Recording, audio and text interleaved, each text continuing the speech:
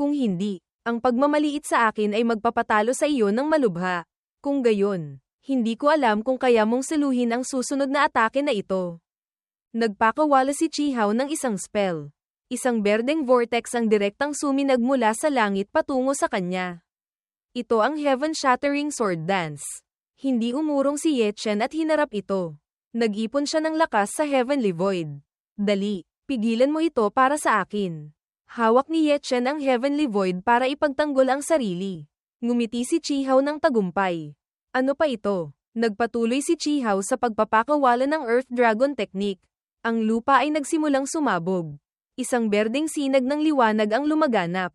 Napakagaling na secret technique. Una ang Heaven-Shattering Sword Dance. Tapos ang Earth Dragon Technique. Talagang nakakatakot. Anuman kung dragon man o uod. Sinuntok ni Ye Chen ang lupa. Dali, umakyat ka rito para sa akin. Hindi ko inakala na may ganoon pang lakas si Ye Chen.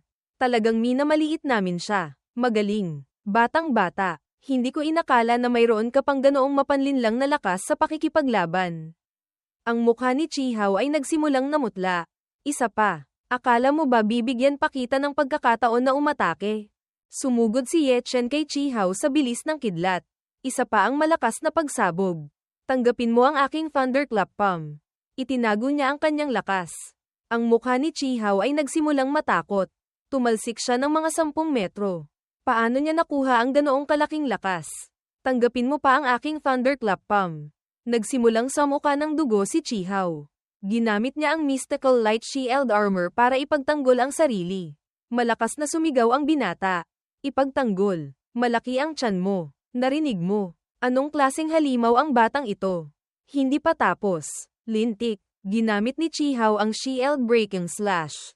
Sirain mo ang puwet mo at saksakin mo. Kapag nilapitan kita, mananalangin ka na sa langit. Talagang isang walang silbi. Tanggapin mo pa ang isang sampal. Lintik, hindi mo ba gusto ang sneak attack? Hindi mo ba gustong tumakbo ng mabilis? Patuloy kang gumalaw. Tingnan natin. Talagang basura. Muli, ang ganitong estilo ng pakikipaglaban. Hindi ba iyan ang pinaka-basic na killer technique? Kapag nasa kamay ni Ye Chen. Bakit naging ganito kakaiba? Sa tingin ko, si Ye Chen ay hindi tao, kundi isang mabangis na hayop. Kakaiba. Talagang kakaiba. HMP. Hihi. Ang batang ito ay mas malakas kaysa sa akala ko. Si Chihaw ay binugbog hanggang sa hindi na siya makilala ng kanyang mga magulang. Senior brother Chihaw ay binugbog ng isang nasa condensation realm at sunod-sunod na natalo. Ito ang unang beses na nakita kong ganito kawawa si senior brother Chihaw. Ngunit si senior brother Chihaw ay nasa human realm.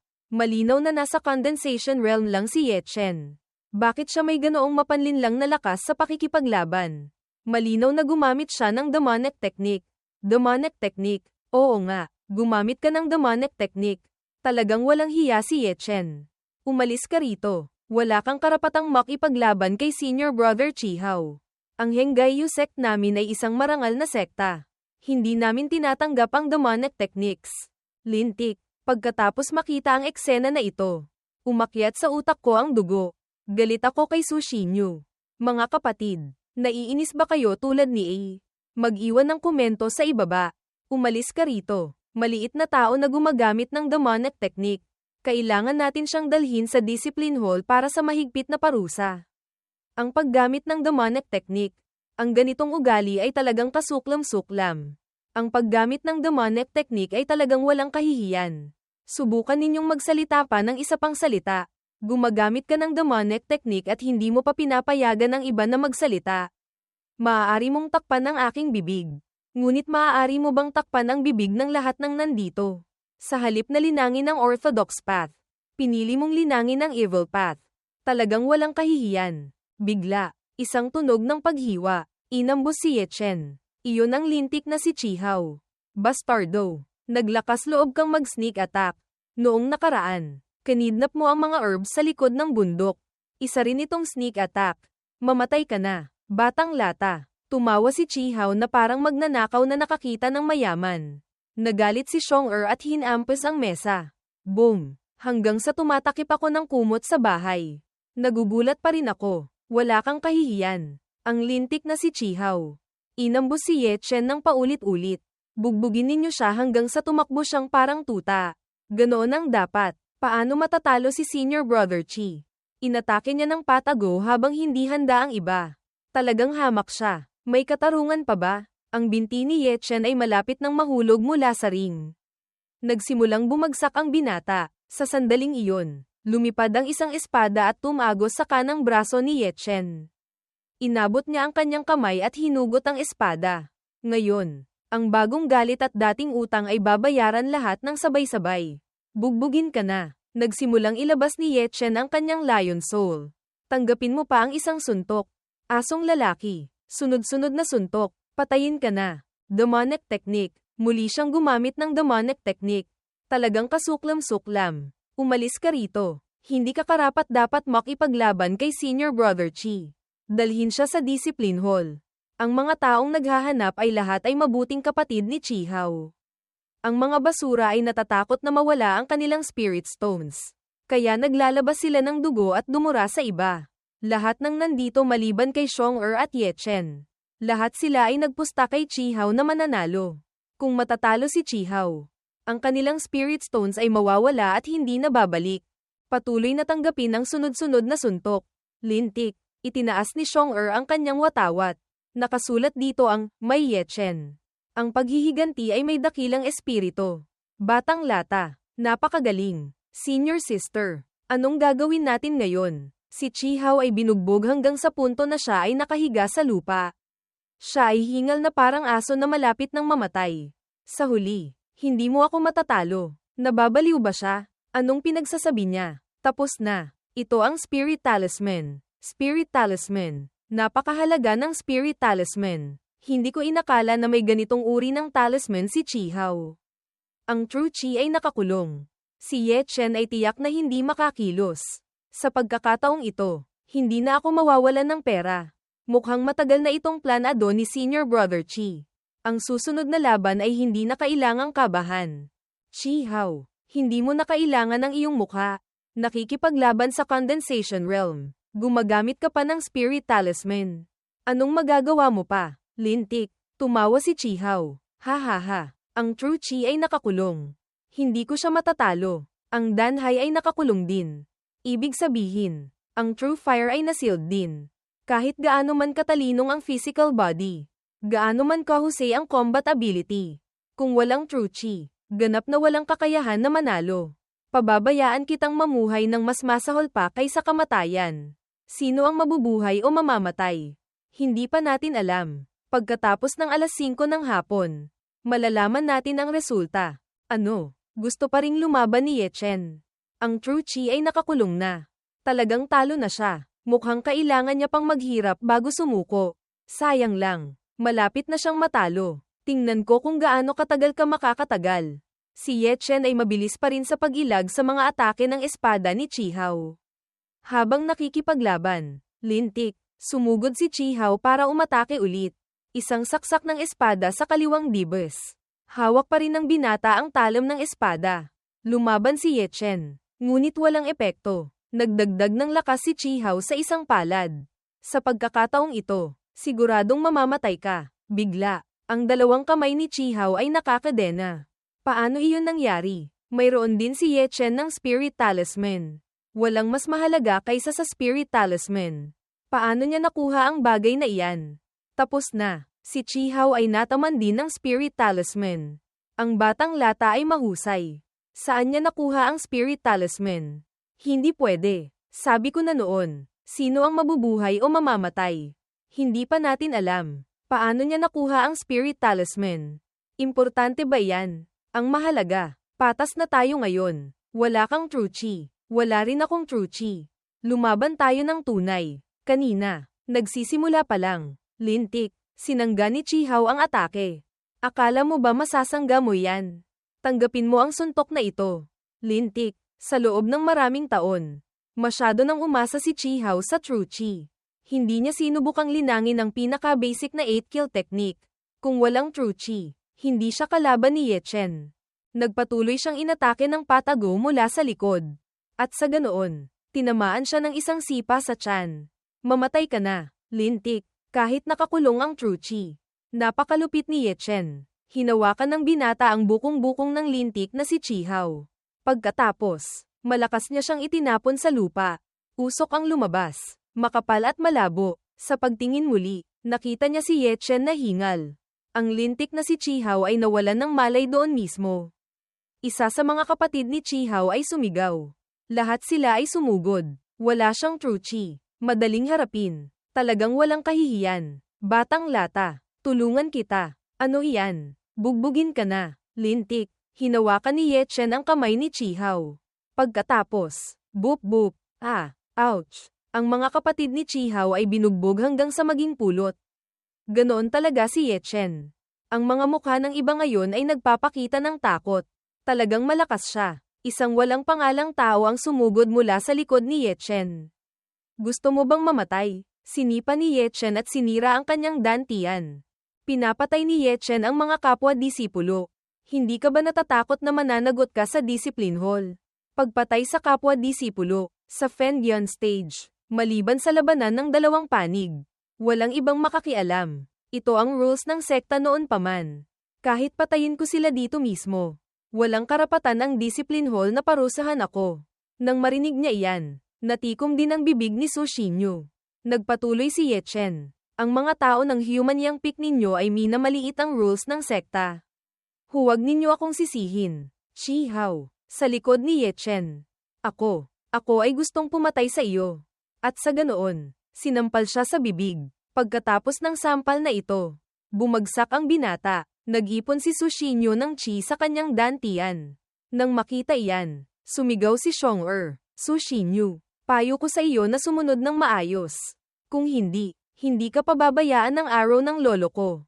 Nang marinig niya iyan, nanginginig ang babaeng demonyo. Tahimik ka. Tama, wala akong pinatutungkulan kahit sino. Sa totoo lang, tigilan mo na ang kalokohan mo. Kung hindi, huwag mo akong sisihin sa malupit na pag-atake. Kinuha ni Ye Chen ang isang bag mula kay Chihaw. Ang mga bagay mo ay akin. At ang akin ay akin pa rin. Ha. Bogbog sarado. Ngunit nakakapagbiro pa rin ang binata.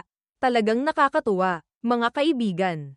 Pagkatapos ng laban sa Fengyan stage, naging sikat si Ye Chen sa loob at labas ng sekta.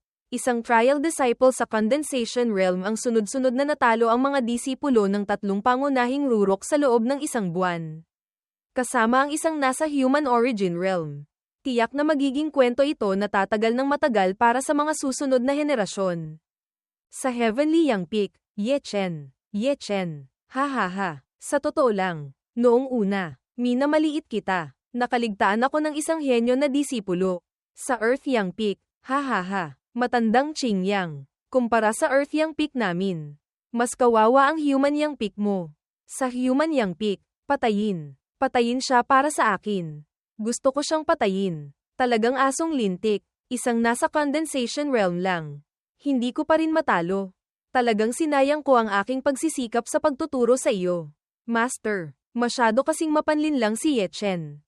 Huwag ka nang magsalita. Sa loob ng isang buwan, manatili kayo sa bundok ng tahimik. Huwag ninyo akong ipahiya sa outer sect competition. Pagbabalik sa Small Spirit Garden.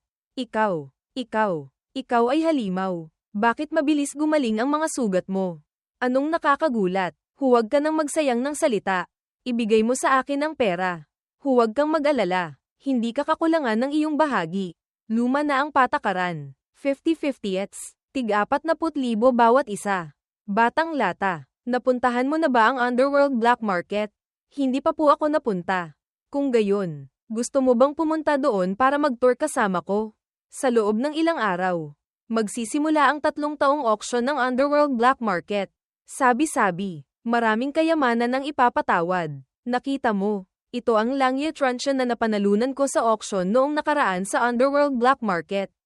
Bawat 3 taon, kung palalampasin mo, kailangan mo pang maghintay ng 3 taon. Huwag kang maging tulad ng babaeng naghihintay sa kanyang kasintahan sa pulang pier. Mahirap iyan.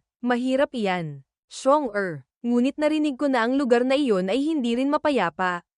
Kapag mas delikado, mas malaki ang pakinabang. Bukod pa rito, sa panahon ng auction, bawal ang pagpatay. Pumunta lang para tumingin. Anong kinakatakutan mo? Sa tingin mo ba, okay lang? Tingnan natin. Tapos aalis na tayo. Ano sa tingin mo? Sasama ka ba sa akin?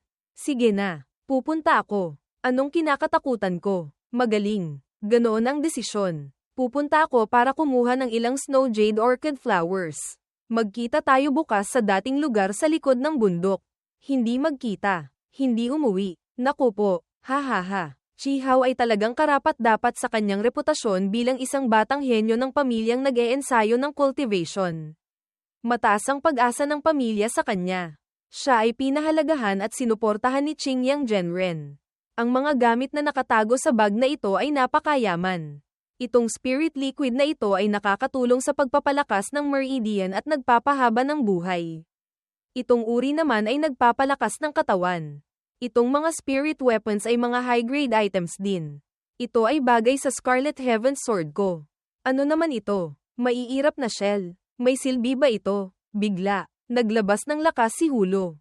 Kaya, lumipad ang turtle shell mula sa kamay ni Yechen. Sinipsip ito ni Hulo sa loob. Anong nangyari sa iyo? Nang tumingin ang binata sa loob. Bigla siyang nagulat. Nagsimulang maglabas ng liwanag si Hulo. Nakita ni Yechen ang mga karakter. Ito ang Speed Shadow Heaven Cycle. Ang aura sa paligid ni Yechen ay malakas. Sa unang galaw pa lang. Mabilis na siya. Bilisin mo. Walang limitasyon. Anyo na parang anino. Langit na walang limitasyon. Napakagaling. Speed Shadow Heaven Cycle. Napakagaling. Talagang hindi nasayang ang paggastos ng higit 10.000 Spirit Stones. Ha ha ha. Sa pagkakataong ito, ang Jade Spirit Liquid ay 2 beses ang halaga kaysa dati. Hindi nasayang ang pagtatanim ko ng napakaraming Snow Jade Orchid Flowers ng patago. Ha ha ha. Bukas, aalis na tayo. Punta muna sa Van Bausa para kumuha ng ilang kapaki-pakinabang na bagay. Ano ang kapaki-pakinabang na bagay? Spirit Talisman, Heaven Stepang Talisman, at Heaven Thunder Talisman. Binibenta rin ba ng Van Bausa ang 3 uri ng talismans na ito? Ang pangunahing gamit ng Spirit Talisman ay sileng. Maaari itong makapigil sa true chi ng cultivator sa loob ng isang tiyak na panahon. Heaven Stepang Talisman. Ang pangunahing gamit ng Heaven Stepang Talisman ay para sa pagtakas. Maaari nitong pataasin ang bilis ng gumagamit sa isang kisap mata. Sa simpleng salita, bilis ng kidlat para sa pagtakas. Heaven Thunder Talisman. Ang pangunahing gamit ng Heaven Thunder Talisman ay sa pag-atake. Malaki ang kapangyarihan nito. May lakas ito para sumabog ng isang bundok. Lahat ng talismans na ito ay sa Henggayu Sect. Ang 3 mahusay na talismans ng Henggayu Sect. Bawat isa ay may sariling gamit. Kapag pinagsama, magkakaroon ng hindi inaasahang epekto. Ang kanilang kahalagahan ay nakakaakit. Ang presyo ng Spirit Talisman ay 10.000 Spirit Stones. Ang Heaven Stepang Talisman ay 30.000 Spirit Stones. Ang Heaven Thunder Talisman ay 90.000 Spirit Stones. Gayunman, napakalaki ng kapangyarihan ng Heaven Thunder Talisman na bawal itong gamitin sa loob ng Henggayu. Ngunit maaari itong gamitin sa labas. Sino ang makakabili ng ganyang kahindik-hindak na bagay? Panlabas na sekta ng Henggayu. Nakatago ang mga tigre at dragon. Maraming tao doon. Hindi kakaunti ang mga anak ng pamilyang nag-eensayo ng cultivation. Mayaman sila, sa isip ko, tulad ng bag na may mga gamit ni Chihao kahapon. Mayroon siyang 30.000 Spirit Stones. Ang mga disipulo ng pamilyang nag-eensayo ng cultivation na hindi nagpapakita ay tiyak na napakayaman. Bagaman mahal ang mga talismans na ito, napakalaking tulong nila. Ito ang mga bagay na kailangan mong ihanda kapag lalabas ka. Sa kritikal na sandali, gagamitin mo ito para protektahan ang iyong buhay. Kung ikukumpara sa Spirit Stones, mas pinapahalagahan ko ang aking maliit na buhay. May punto iyan. Gaano man karami ang Spirit Stones, kung hindi mo maprotektahan ang iyong buhay, anong silbi? Bago pumunta sa Underworld Black Market, punta muna sa Van Bausa. Kung hindi kayang bilhin ang Heaven Thunder Talisman, bibili ako ng 2 pang natira. Meron pa rin akong 3 Spirit Talismans at isang Heaven Stepang Talisman. Tapos na. Ngayon, umalis na tayo. Natrap mo ako, Elder. Sa gabi, mag-ingat sa paglalakbay. Baka mahulog ka sa hukay. Tumahimik ka, batang lintik. Anong kalokohan ang sinasabi mo? Sa tingin mo ba hihiwin ko ang karne mo? Kung matapang ka, lumapit ka rito. Luma na ang luya. Mas maanghang. Kahit pilit siyang nakipagtawaran, hindi niya pa rin kayang talunin si matandang pangdahay. Mukhang hindi karaniwan ang matandang ito na naging elder sa Van Bausa. Masigasig na nag-eensayo si Munting Hua. Siguro, ipinanganak siya na may koneksyon sa tungkod. Kailangan kong humanap ng paraan para makakuha ng magandang cultivation technique para sa kanya. Kinabukasan, nakita ni Ye Chen ang mga disipulo na lumilipad sa kalangitan. O magrenta tayo ng espiritual na ibon at lumipad doon. Hindi maaari iyan. Hindi ligtas ang lumipad sakay ng espiritual na ibon. Makinig ka sa akin. Walang mali doon. Malayo ang paglalakad, ngunit mas ligtas kaysa sa paglipad. Heaven Step ang talisman. Kapag ginamit, maaari kang makalakad ng 1,000 milya sa isang araw. Ay, bakit mo nalaman ang Heaven Step ang talisman? Narinig ko lang. Terra, bigyan kita ng isa. Idikit mo ito sa paa mo. Kolektahin mo ang True Chi. Kailangan mong kontrolin ang direksyon. Mabilis ang bilis ng Spirit Talisman na ito. Huwag kang sumugod sa bundok. Sige na. Magsisimula na ako. Nagsimulang gumamit ng teknik si Ye Chen. Sa wakas, na-activate ang Heaven Step ang talisman. Mabilis na gumalaw si Ye Chen na parang kidlat na apoy. At sa ganoon, nagpatuloy ang dalawa sa kanilang paglalakbay. Bagaman hindi kasing bilis ng Speed Shadow Heaven Cycle ang bilis ng Heaven Step ang talisman na ito. Mas kaunti ang Spirit Chi na ginagamit kaysa sa Speed Shadow Heaven Cycle. Malamang. Mga 1 oras pa bago sila makarating. Naamoy ko na ang amoy ng dugo sa hangin. Kalmado ka lang. Okay lang. Nandito si Xiong-er. May mali. Ingat ka. Matabang Xiong. Isang malakas na pagsabog. Buti na lang at mabilis si Ye Chen na nahila si Matabang Xiong. Sa pagtingin muli, isang malalim na hukay ang may itim na usok na lumilipad. Lintik. Talagang walang moralidad. Sino ang lintik na naglagay ng patibong dito? Bigla. May isang tao na nakatayo sa likod nila. Ha ha ha. Nakailag sila sa aking formation trap. Minamaliit ko kayo. True Sun Realm. Ibigay ninyo ang bag ninyo. Maaari ko kayong bigyan ng isang maligayang kamatayan. Dapat ba akong makinig sa kanya? Kahit malakas ang aura, hindi stable. Sa unang tingin pa lang. Alam mong hindi pa matagal ang breakthrough niya sa True Sun Realm. Okay. Kung gayon, laro na tayo. Bugbugin. Bugbugin siya hanggang sa mamatay. Hinarap ng 2 batang tanga ang binata. Unang sumalakay si Xiong-er. Gusto mo bang mamatay? Ano iyan? Sa pagtingin muli, nakita niya si Xiong-er na sinasampal ang mukha ng walang pangalan na tao. Sa mukha siya ng dugo. Naglakas loob kang saktan ako. Talagang sawa ka na sa buhay. Lumipad si Ye Chen sa himpapawid at nagsimulang gumamit ng True Fire. Ang walang pangalan na tao ay patuloy na sinasaktan. Nahulog ang kanyang espada sa lupa. True Fire. Ginagamit ni Ye Chen ang Beast Free Roars. Illusory Shadow Tiger Leap. Patayin ka na. Dagdag pa ang isang sampal sa mukha. Dagdag pa ang isang elbow. Siya ay binugbog hanggang sa halos lumabas ang kanyang mata. Nang makita iyan ni Xiong-er, agad siyang nakipag-ugnayan. Sinangga ng kabilang panig ang Langye Truncheon ni Xiong-er. Itinulak niya si Matabang Xiong sa malayo. Nagkaroon ng pulang mata at nagsimulang mag-ipon ng lakas sa kanyang kamay.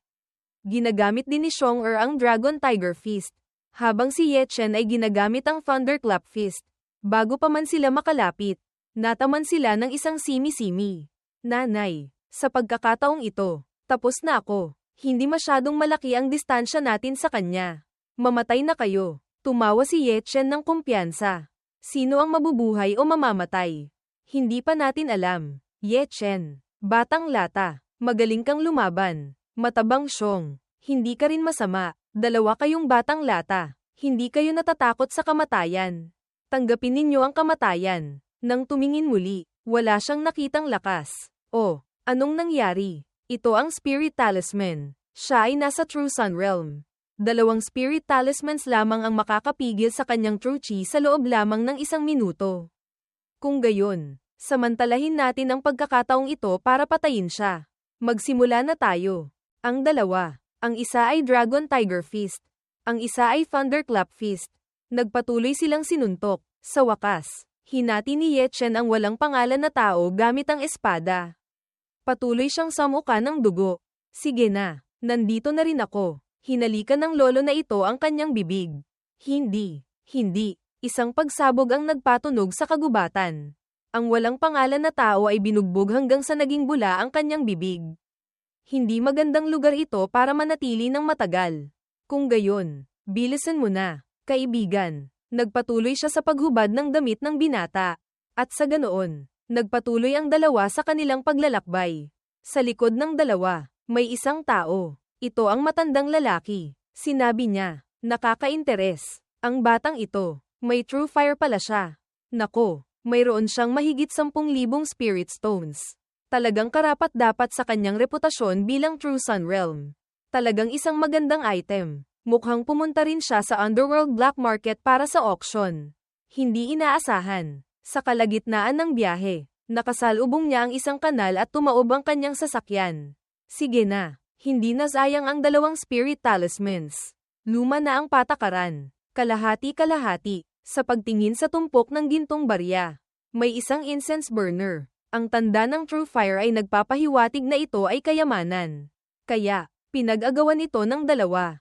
Akala mo, isang bagay lang ang ibabahagi nila. Ngunit hindi. Bawat isa ay may kanya-kanyang bagay. Talagang magandang magkakapatid. Hamishanshan. Ito. Ano ito? Okay ito. Kukunin ko ito. Ito ay bihirang item. Napakatalino. Supreme Profound 7-Star Earth Essence. 357 Meridian. Run Glow Underworld. Lampas sa markang ito at tuloy sa unahan ay ang Underworld Black Market. Ano ang pinagmulan ng Heaven Profound Sect? Hindi pa ako nakakarinig ng kasaysayan ng kapangyarihang ito noon. Ayon sa sinabi ng lolo mo. Bago pa man itatag ang Henggayu Sect. Narito na ang Heaven Profound Sect. Hindi sila miyembro ng anumang sekta. Ang mga miyembro nito ay parehong malakas at misteryoso. Sabi-sabi, ang kanilang pinuno ay isang cultivator sa Heaven Profound Realm.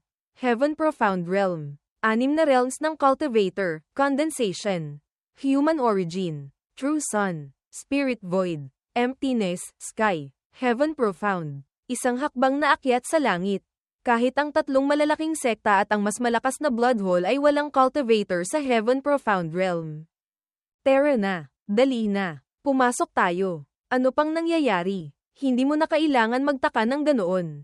Bawat auction, ang Heaven Profound Sect ay magtatakda ng napakalakas na kontrol. Bawat taong papasok dito, ang cultivation base ay pipigilan pababa sa first layer condensation. Kahit ang mga emptiness, sky realm experts ay pipigilan. Walang exception. Napakahusay ng Heaven Profound Sect. Oo naman. Kahit nasa underworld black market sila, hindi sila nakikialam sa labanan sa lupain ito. Bawat 3 taon lang nagaganap ang auction. Kaya naman, mahigpit na bawal ang pagpatay dito. Sabi-sabi, ang mga tao ng blood hole ay pumunta rito para gumawa ng gulo. Ngunit sila ay pinatay at nagbalik ng kawawa. Ang Heaven Profound Sect ay sumisimbolo sa lupain ito. Ano man ang sekta o pamilya ng cultivation. Pareho silang hindi naglalakas loob na hamanin ang kanilang karangalan. Talagang nakakatawa. Hindi mahalaga kung gaano kakalakas sa labas. Kailangan mong magpakumbaba dito. Halika na. Tingnan mo. Binibenta ang spirit stones at spirit liquids na parang piso. Kaibigan, kailangan mo ba ng spirit weapon? Ito ay high-grade item lahat. Huwag mong maliitin ang mga may-ari ng stall dito. Karamihan sa kanila ay misteryoso. Hindi ordinaryo tulad ng hitsura nila. Baka, isang tao sa kanila ay isang elder ng isang sekta o isang malakas na eksperto mula sa isang pamilya ng cultivation. Baka nga, maniniwala ako sa iyo. Mag-uumpisa pa lang ang auction bukas ng umaga. Ngayon, maglalakad-lakad na lang tayo ng malaya. Napakasigla rin ng gabi. Bigla, nakita ni Matabang Hua ang isang bagay. At labis siyang nagulat. Tingnan mo lang kung ano ang gusto mo. Pupunta ako sa kabila para tingnan. Naku po, talagang underworld black market. Binibenta lahat. Habang naglalakad, bigla may nakita ang binata. Ito si Jiningzo ng Zhengyang Sect. At ang taong sa kaliwa ay ang unang disipulo ng 9 Great Core Disciples ng Zhengyang Sect. Ang pangalan ng binatang ito ay Huayun. Junior Sister G. Pumunta tayo sa ibang lugar para tingnan. Nandito rin siya. HMM. Naging magkasintahan noon. Nagkita ulit. Masasaktan kaya? Isinuot ni Ye Chen ang kanyang maskara. At sa ganoon, nagdaan sila sa isa't isa. Ngunit ang sakit sa puso ay sandalian lamang. Hindi dapat masaktan. Kapag wala ng pagmamahal, wala na ring galit. Ang mga nangyari kahapon ay nawala na parang usok. Sa buhay na ito, kung walang koneksyon, strangers lang din tayo. Munting Ye Chen, bakit ka nakasuot ng maskara? Sinaktan mo ako, maliit na master. Matagal na kitang hinahanap, kagagaling ko lang bumili. Maganda ba? Marami kang pera, kaya sinusunog mo. Tama, tara na. Nakahanap ako ng magandang lugar para manatili. Pumunta na tayo roon para magpahinga. Matulog ka na ng maaga. Maliit na master ay inaantok na. Nag-aaral ka ba ng Mystic Mountain Secret Technique? Ingat ka, baka mamatay ka sa pagkapagod. Hindi ko alam kung anong misteryo ang nasa loob nito. Inilabas niya ang kalabasa. Sinipsip nito ang spirit chi ng Mystic Mountain Incense Burner. Kahit ang purple gold gourd ay may ganoong kalaking reaksyon. Tiyak na pambihira ang misteryo na nakatago sa incense burner na ito. Ano ba talaga ang sitwasyon? Sa loob ng purple gold gourd, biglang lumitaw ang isang patak ng dugo. Inilabas ng kalabasa ang incense burner. Tapos na, munting kalabasa, nigel-inang ka ng kalahating araw.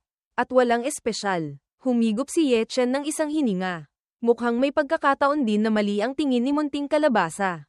Ano? Bakit kakaiba? Bakit ganito? Nauuhaw ako. Hindi makatiis ang binata kaya tinanggal niya ang kanyang damit. Nagpatuloy siyang uminom ng tubig mula sa kalabasa. Ang mga mata ni Ye Chen ay nagniningas. Naging balisa ang kanyang isip. Ang mga matatanin ay nagsimulang naging kakaiba. May isang tanda ng apoy sa gitna ng kanyang noo. Mukhang napasapian si Ye Chen ng isang masamang kapangyarihan.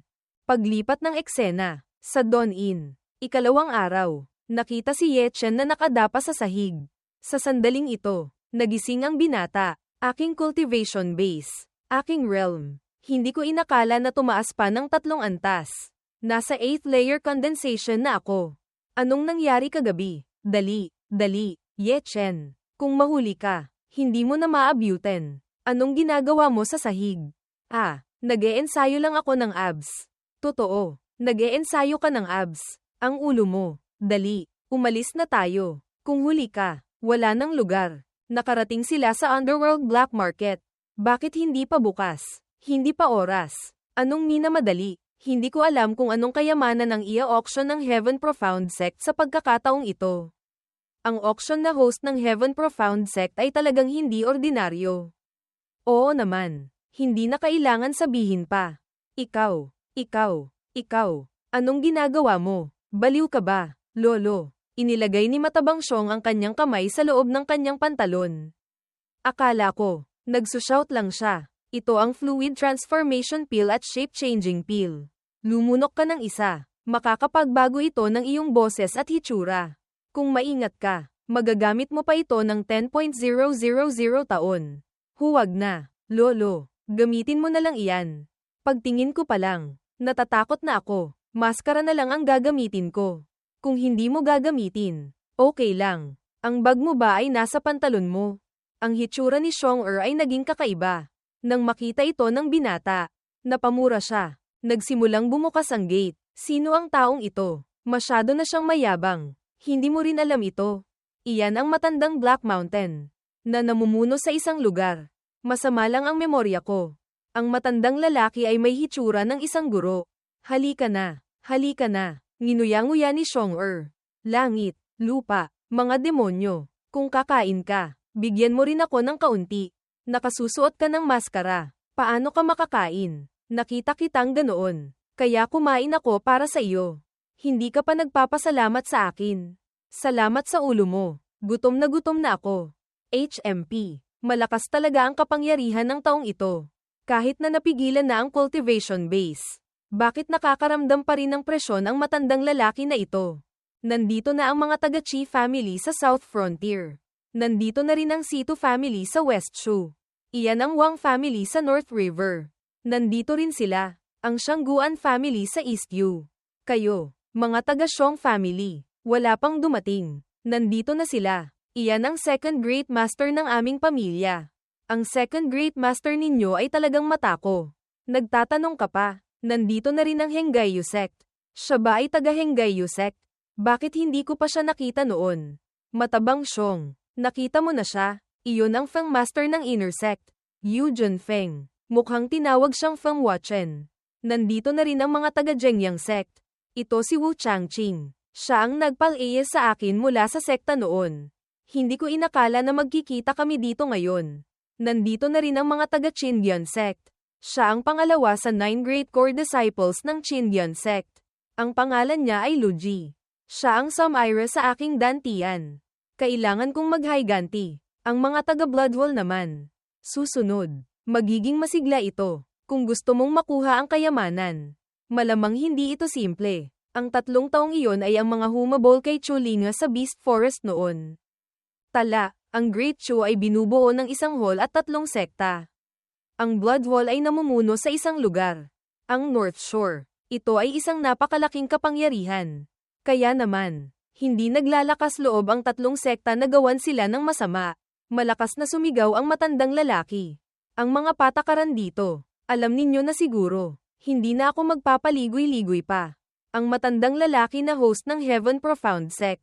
Ang pangalan niya ay Yang Gelao. Ngayon, magsisimula na ang auction. Sa estante, may isang espada. Ito ang Purple Sun Sword. Ang panimulang presyo nito ay 50.000 Spirit Stones.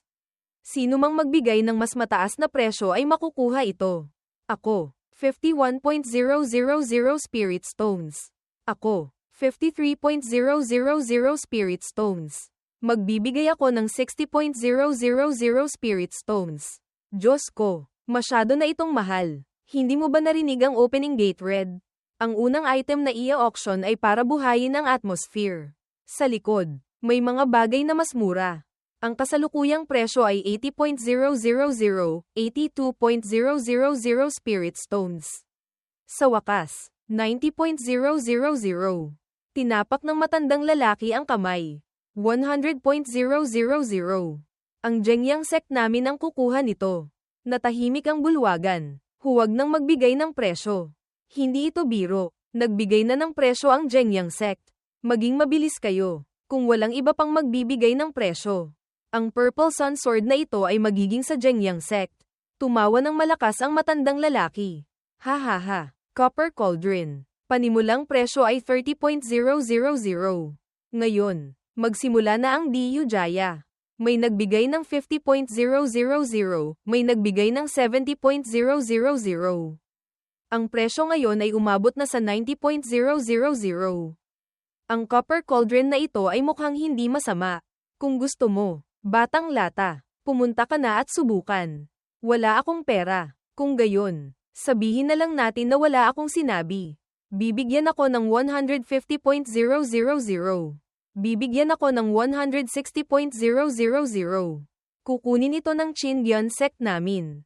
Kung gayon, bakit mo sila pinagtatangka, kung walang iba pang magtataas ng presyo? Ang bagay na ito ay magiging pag-aari ng Qindian sect. Ito ang 7-colored tower. Ang panimulang presyo ay 80.000. Nagpatuloy sa pagpusta ang mga taong iyon. 100.000, 150.000, 200.000. Ang tito na ito ay umabot sa 300.000. Isang masamang mukha ang naglabas ng boses. Ha ha ha, kumusta? Gusto mo bang mapuksa? Natakot ang tito. Ayoko na. Ayoko na. Tumawa ng malakas ang Bloodhole. Mukhang ikaw ang may katinoan. Ang 7-colored tower ay babalik sa Bloodhole. Sige na. Ang susunod na item na i-auction ay Iron Rod. Ang panimulang presyo nito ay 10.000. Magsimula na ang auction. Tingnan mo. May reaction ng True Fire. Tiyak na kayamanan ito. Ano ito? Hindi. Hindi ba't nasabi na? Ito ay Iron Rod. Siyempre, maaari mo rin itong ituring na heated Iron Rod. Depende sa gusto mo. Tiyak na hindi ito kayamanan. Hindi rin maganda ang hitsura nito. Kahit may pera, hindi mo pwedeng itapon lang ng ganoon. Sa madaling salita, hindi ko ito bibilhin. Walang gustong bumili. Kung gayon, kailangan itong iwanan. Bigla, isang boses ang nagsabi, "Sandali, gusto kong bilhin itong Iron Rod na ito." Ano? Isang basurang bagay na ganyan. Gusto pa niyang bilhin. Senior. 10.000 Spirit Stones. Kung gayon, akin na ito. May sakit ka ba? 10.000 Spirit Stones para bumili ng isang sirang iron rod. Kung mura, bilhin mo na lang. Anong problema? Tumawa ng malakas ang dalawang tao sa likod. Ha ha ha. Ang batang ito ay talagang nakakatawa. Talagang isang batang tanga. Kung walang iba pang magtataas ng presyo. Ang iron rod ay ipapasa sa kaibigang ito. Sandali, magbibigay ako ng 11.000 Spirit Stones. Ang iron rod na ito ay tatanggapin ng Jengyang sect namin. Magbibigay ako ng 12.000. Ano? Gusto mong agawin ang gamit ng Jengyang sect? Bukod pa rito, ang inagaw na gamit ay isang itim na iron rod. Sino ang batang ito? Talagang sira ang ulo niya. Ha ha ha, batang lata. Alam mo ba kung sino ang inaagaw mo? Elder, tinatakot mo ba ako? Napakagaling. May tapang ka. Siguro. Matagal na mula nang may nangahas na agawin ang gamit ng Jengyang sect namin. Kung ganoon, lalaruin ko kayo hanggang sa huli. Magbibigay ako ng 20.000 Spirit Stones. Magbibigay ako ng 21.000 Spirit Stones. Nagpatuloy sa pagtaas ng presyo ang matandang lalaki. 30.000. Si Ye Chen ay 31.000 Spirit Stones. Magaling. Magbibigay ako ng 40.000. Nagbigay si Ye Chen ng 50.000. Nang marinig ito ni Xiong-er, samukha siya ng dugo. Ang batang ito, nawalan na ba siya ng isip?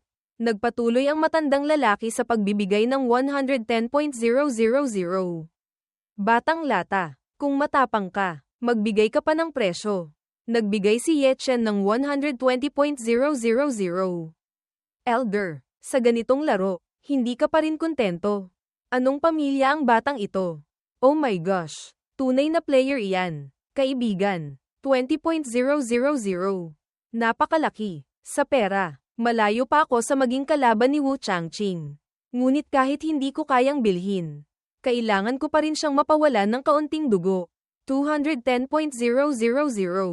Kung may banlin ka, magdagdag ka pa. Batang lata, gusto mo ba talaga ang iron rod na ito? Oo nga, may 350.000 lang ako. Pahiram na lang ha. Tandaan mong ibalik sa akin. Nauutal si Ye Chen. H. Anong kieme-kieme ang ginagawa ng isang lalaki? Sa pinakamalala, bibili na lang ako ng iba sa susunod. Samalamat si Ye Chen kay Xiong-er. Tinapon ng binata ang 300.000. 300.000. May kalakihan ba? 300.000 para bumili ng iron rod na ito. Ang batang ito, kasuklam-suklam. Kung maglakas loob siyang magpakita ng intent na pumatay ulit, huwag mo akong sisihin kung hindi ako magiging magalang.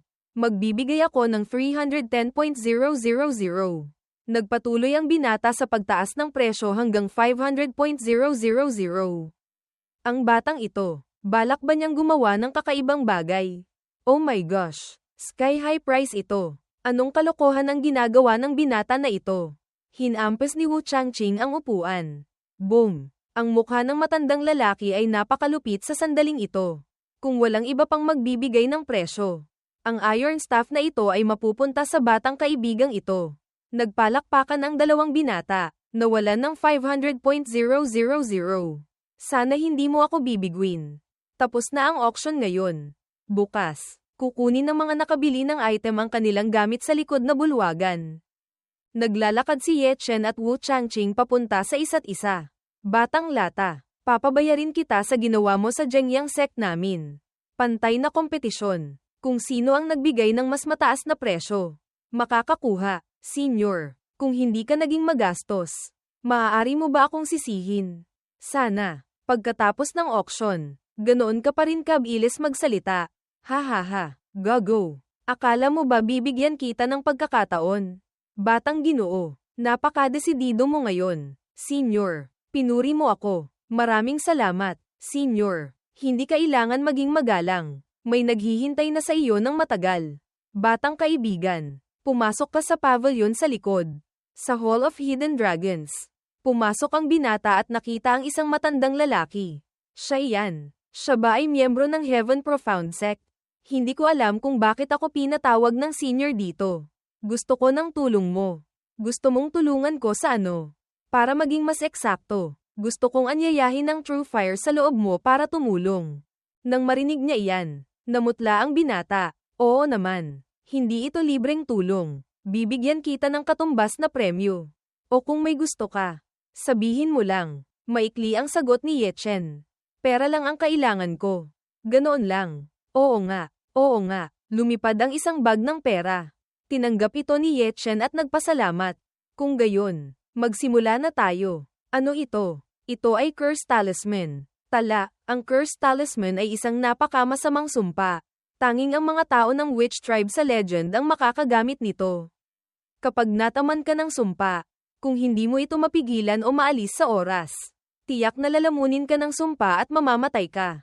Ang Witch Tribe ay isang sinaunang misteryosong tribo na tinawag na Orthodox Tribe noong sinaunang panahon.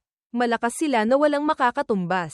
Kasama ang Demonic Tribe, Immortal Tribe, Spirit Tribe, Ancient Tribe, Monster Tribe, Divine Tribe, Dragon Tribe, at Savage Tribe. At ito ay ang pinakamalakas na tribo mula pa noon. Senior, kaya ba ng True Fire ko nasupulan ng witch curse na ito? Totoo. Siyempre, ang ordinaryong True Fire ay hindi. Ngunit baka ang True Fire mo. Oo, Senior. Hindi ba't ang True Fire ay mayroon ding malakas at mahinang uri? Oo naman. Nakakita na ako ng napakaraming True Fire. May ilalim, may tuktok, ngunit ang True Fire na may gintong liwanag na tulad ng sa iyo. Ito ang unang beses na nakita ko. Ngunit sa tingin ko, hindi naman ganoon kalakas ang True Fire ko. Ang True Fire ay nilikha ng langit at lupa. Ito ay may sariling espiritu. Siyempre, maaapektuhan din ito ng cultivation base ng may-ari nito. Sa condensation realm pa lamang. Ang True Fire mo ay may kakayahan lamang nakatumbas ng iyong cultivation base. Bukod pa rito, ang True Fire mo ay hindi pagising. Hindi pagising. Maaari ko lamang sabihin na hindi ito ordinaryong True Fire. Hindi bababasa. Sa tingin ko, mas malakas ito kaysa sa lahat ng True Fire na nakita ko na. Batang kaibigan, kailangan mo lang linangin ang isang talisman sa kanila. Talisman, Curse Talisman, sunod-sunod. Kapag nalinang na ang isang talisman, may paraan na ako para alisin ang witch curse. Naiintindihan ko po. Ano? Demonic blood. Mayroon siyang demonic blood sa loob niya. Mukhang hindi alam ng batang ito na ang kanyang dugo ay naglalaman ng bloodline ng sinaunang demonic tribe. Patuloy pa rin si Yechen na ginagamot ang matandang lalaki ng buong puso. Isang tunog ng bop. Ang mga curse talismans ay naaapektuhan. Ito na ang sandali. Agad na ginamo ng elder ang mga kritikal na puntos at mabilis na inalis ang sumpa. Halos matamba siya. Hingal na hingal ang matandang lalaki. Maraming salamat sa iyong tulong. Batang kaibigan. Senior, masyado kang magalang. Ano? 500.000. Hahaha. Talagang mapagbigay ka. Sa loob ng bag, may isang papel. Ang nilalaman nito ay ang iron rod na iyan. Ito ay regalo ng Heaven Profound Sect sa batang kaibigan. Ang 500.000 Spirit Stones ay ibabalik sa iyo. Talagang napakagastos ng Heaven Profound Sect. Hahaha. Habang masaya, bigla niyang nakita ang Profound Iron at Profound Steel.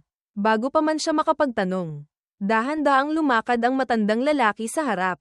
Mukhang masarap. Hahaha. Nagsusulyap pa ang matandang lalaki sa mga babae. Baka ililibing kita.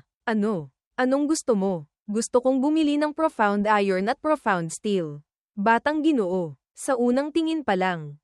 Alam kong ikaw ay taong nakakaalam kung paano mamili.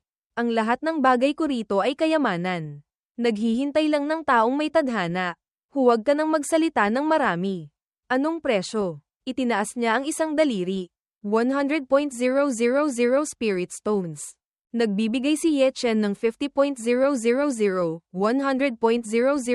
Spirit Stones. Hindi ba't mas mabuti pa ang bilhin ko sa kay Joe Yurong? Anong kailangan pa akong bumiyahe ng 1,000 milya papunta sa Underworld Black Market para lang masayang ang lakas? Sinasabi ko sa iyo, batang lata, napakalupit mo ring makipagtawaran. Tinuruan ako ng master ko na kapag bumibili, kalahati ang presyo. 90.000.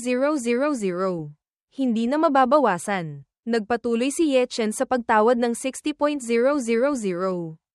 Sige na. Ibebenta ko na. Tulala si Ye Chen. Bakit parang natalo ako? Narito na ang pera. Dali, dali. Ang lumang tarantado na ito. Ang karapat dapat patayin ng 1,000 beses. Huwag kang tumakbo. Tang ina. Huminto ka. Papatayin kita. Ay nako. Umalis na. Kung gayon, nanakawin ko na lang. Tama. 500.000 spirit stones na nakuha ko sa auction. Huwag mo akong biguin. Sinipsip ni Hulo ang iron rod sa loob. Ang mga mata ng binata ay puno ng pag-asa. Pagkalipas ng mahabang panahon, wala pa rin siyang nakita. Ay, iyon lang ba? 500.000 spirit stones. Ano ba talaga ang binili ko? Ha ha ha. Ang profound iron at profound steel ay totoo. Sa totoong presyo. Mukhang ngayon na ang oras para linangin ang aking Scarlet Heaven Sword. Nagsimulang linangin ni Ye Chen ang espada. Ang espada ay nababalutan ng apoy ng True Fire. Ang Scarlet Heavens ay nagniningas. Magaling, magaling. Sa wakas, mayroon din akong kaunting natutunan. Sa Shen Jiin, batang lata, kailan ka umuwi kagabi? Akala ko inambus ka na. Sabi ko na, sa panahon ng auction, bawal ang pribadong laban. Gaano man kalakas si Wu Changqing. Hindi siya maglalakas loob na hanapin ako para maningil. Heto ang iyong spirit stones. 300.000. Hindi sobra. Hindi kulang. Paano ka nagkaroon ng spirit stones para bayaran ako? Napulot ko lang. Napulot. Saan ka namulot? Samahan kita mamulot ng isang basket. Sa Heaven Profound Sect. Namulot sa Heaven Profound Sect. Naniniwala sa iyo. Kakaiba iyan. Ang pakiramdam ng may pera ay napakaganda. Pumasok ang dalawa sa Hall of Hidden Dragons. Kumain ka ng kaunti, hindi ka natatakot na mamatay sa sobrang busog. Hindi naman sa iyo galing ang kinakain ko. Batang lata, nagtitipid ka ba? Ha ha ha. Iyan si Wu Changqing. Mas mabuti pa huwag mo akong gawa ng gulo. Kung hindi, papualan kita ng dugo ulit ngayon. Manatili ka lang dyan ngayon. Ingat ka. Baka tumaob ang bangka mo sa gitna ng bagyo. Hindi madaling gawa ng gulo si Wu Changqing. Sabi-sabi, kahapon, gusto niyang hiwain ang karne mo. Ha ha ha, natakot ako. Tala, auction kagabi. Lahat ng spirit weapons. Auction ngayon. Secret techniques at profound techniques. Ito ang rules ng underworld black market noon pa man. Magsimula na ang auction. Ito ang One Sun Finger. Kapag nalinang hanggang True Chiyang. Magtitipon sa isang daliri, kaya, tinawag itong One Sun Finger. Mga kaibigan na may fire attribute, maaari ninyong isipan na lumaban. Panimulang presyo ay 50.000. Magsimula na ngayon. Magbibigay ako ng 60.000. Magbibigay ako ng 200.000. Chi family, patay na ako. Gusto ko pa sanang sumali. Pamilyang nag-eensayo ng cultivation. Napakayaman. Ang spirit stones ay parang tumpok lang ng bato. Isang babae ay nagbigay ng 210.000. Isang lalaki ay nagbigay ng 250.000. Nagpatuloy ito sa 300.000, 400.000, at 500.000. Sa pagkakataong ito, wala nang pag-asa. Masyado silang mayaman. Nagbigay pa ng 550.000. Talagang mayaman ang second great master. Hindi ka sigurado. Maglakas loob kang magbigay ng mas mataas na presyo. Shuang family, may galit ka sa malaking pamilya. Oo naman. Mula pa noong panahon ng aming lolo. Nagkaalitan na kami habang buhay. Dahil sa isang ordinaryong natural spirit vein. Madalas din silang naglalaban. Napaka-interesante, 550.000. May iba pa bang magbibigay ng presyo? Sige na, 550.000. Nabili na ng Shuang family ang One Sun Finger Profound Technique. Pole Formation Heaven Punishment. Mga kaibigan na may sandata na pole ang sanayan. Panimulang presyo ay 30.000. Hindi bababa sa 1.000 spirit stones ang bawat dagdag. Magsimula na ang auction. Ay, pole technique. Hindi ka naman nag-eensayo ng pole technique. Hindi ba? Masyado kang excited. Ano ang ginagawa mo? Hindi ko ito ginagamit. Ngunit si Hua ay makakagamit nito. Mahirap linangin ang pole technique. Kahit mayroon ka, walang silbi. Kung sword technique, maaari pa akong mag-isip. Ito ay medyo pihikan. Malamang, walang sino man ang nangangailangan nito. Walang sino man ang nangangailangan. Kung walang nangangailangan, ang pole technique na ito ay mananatili. Sinamantala ni Ye Chen ang pagkakataon. Kailangan ko, Senior. 31.000 Spirit Stones. Gusto ko itong pole formation heaven punishment. Isang boses ang nagbigay ng 40.000. Ang Zhengyang sect namin ay tiyak na kukunin ito. Wu Changqing. Ikaw na naman. Kanina, walang nagbigay ng presyo. Kaya hindi mo kailangan. Ngayon na nagbigay ako ng presyo. Tumatakbo ka na para makipag-agawan. 40.000. May iba pa bang magbibigay ng presyo? Bago pa siya matapos magsalita, nagbigay si Ye Chen ng 50.000. Ang matandang Wu Changqing na ito ay talagang maalalahanin. May iba pang nakikipag-agawan kay Wu Changqing. Kahapon, umasa siya sa kapangyarihan ng Zhengyang sect at nagmagaling. Sinampal siya sa mukha. Ngayon, ganito na naman ang laro.